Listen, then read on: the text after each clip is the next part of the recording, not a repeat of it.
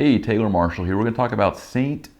John Lateran, that basilica in Rome. Here's a few details for you as we celebrate this important feast day.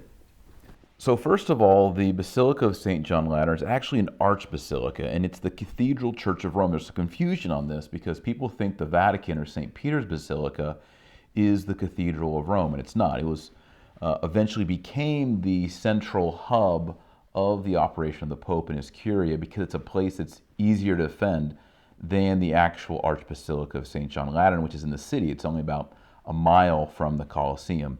But in the old days, from the 300s on until about the 1300s, St. John Lateran was the place where the Pope lived and where everything happened in the church. The Vatican was a devotional shrine outside the city.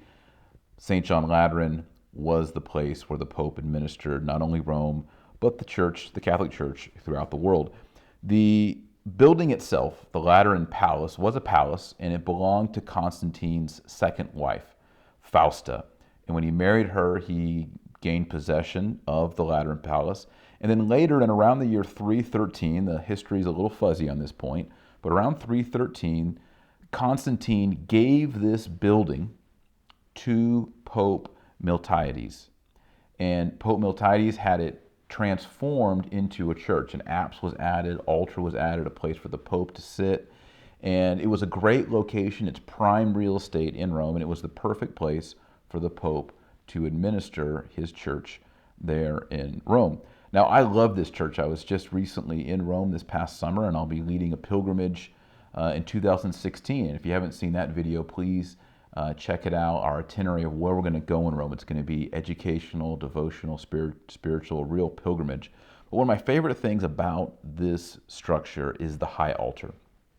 And what a lot of people don't know is that up in that baldacchino are the heads of St. Peter and St. Paul. Yes, Peter's bones are under the altar at St. Peter's, the Vatican, and Paul's bones are buried at St. Paul outside the walls. But their heads, and probably during the persecution, their heads were separated and they were brought to St. John Lateran. And they're up high there above the altar. And this signifies that this church, St. John Lateran, is the head church in the world, literally because it has the head of Peter and the head of Paul. It's called the Mater et Magistra, the mother and teacher, the female teacher of the entire church, where all the faithful learn their doctrine. It's still the cathedral to this day. I was able to attend Mass there with the Holy Father this past summer. It was a beautiful Mass. They had it outside on the steps.